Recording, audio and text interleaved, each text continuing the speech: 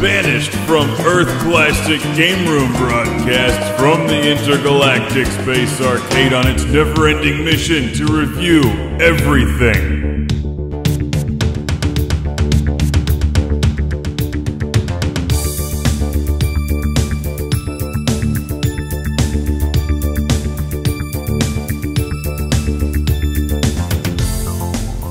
Ladies and gentlemen, sit back in your seats and prepare to enjoy the review of the Nintendo Family Computer, the 1983 Japanese precursor to the Nintendo Entertainment System, the NES, the toaster that played games. But this is far less attractive than a toaster. The Famicom may play some great games, but it looks like it was haphazardly assembled by a 5-year-old using Legos. This is easily the least attractive video game console ever created, which is surprising because typically Nintendo makes attractive stuff. Now the colors probably changed a bit over the years, but we have 2 controllers built into the game system, as well as a giant eject button, which is pretty much useless because you can also just pull the game cartridges out using your fingers. Here's a look at the back. That's where you put the AC adapter, channel 1, channel 2, and yes, this was made in Japan. The question is, how's it work more than 30 years later in the West? Or in space, if you're classic game room. Here we have the Famicom, and we're going to hook it up to an American television, but apparently it's going to look for Japanese TV channel 1, which I believe translates to 95 1/3 for a US television. TJ figured all this out, so hopefully it works. Let's turn it on to 95 1/3.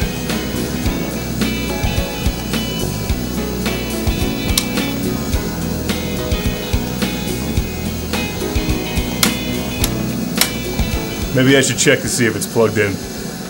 No, it wasn't. Maybe that would help. There we go. Plug that in. Let's try this again. Take 2. Activate Famicom powers, go! There we go. Supposedly the humming dies down after a while, since it can't find an exact channel, so I'm told. Hey, it's Super Mario Brothers. Look at that. Here we have a working Nintendo Famicom playing Super Mario Brothers, but the hum is kind of annoying. If there's a way around that, I haven't figured it out. I'm just happy this works at all, because there's a lot of great Famicom games. Eventually I'll just turn down the volume. I like the controller a lot. It feels like the NES gamepad, except it's rounder, and it actually looks pretty cool. Yes, the hum is annoying, but I am playing Super Mario Brothers in Japanese, which happens to look exactly the same as the US version, but you know, whatever. Oh, damn it! I still suck.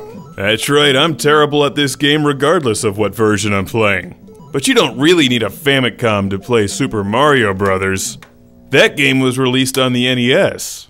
However, there's a lot of other games that aren't available on the NES, so let's eject Super Mario Brothers using the eject slider, and then pull it out with our fingers, which works just as well. How about some Ultraman Club Kaiju Daikessen? Now I'm playing Ultraman in Japanese. Come get some. As far as I know, this game is not available in the West. In fact, there appears to be a lot of Famicom games that never received an NES release. And that may be the reason to pick up a Nintendo Famicom. They're actually not that expensive. You can play some fun games like Ultraman here, which is actually pretty good.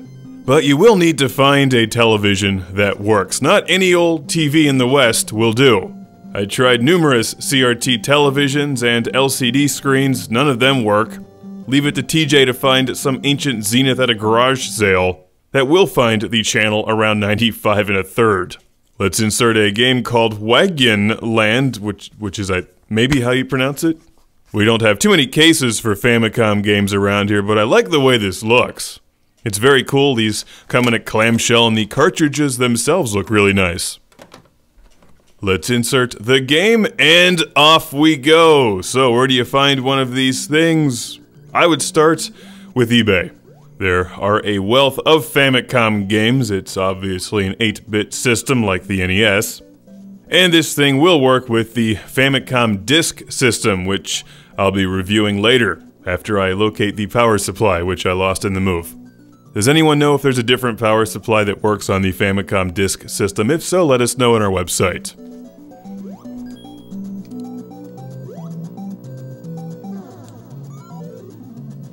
Turning down the volume helps with the hum. Alright, let's step it up to some Golgo 13, The Riddle of Icarus.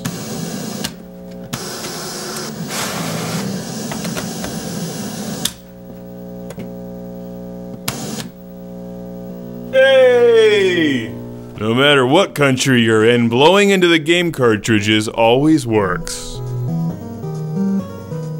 I have two people to thank for this review. Our friend Felicity from Worcestershire, England, sent the Famicom and Wagonland to the show, and our friend Osamu from Ibaraki, Japan, sent Golgo 13 and Ultraman.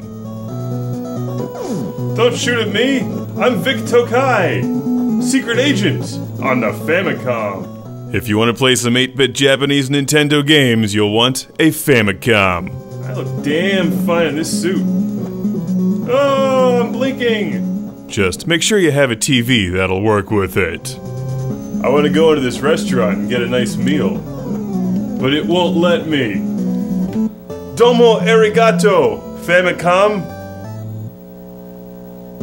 Roboto.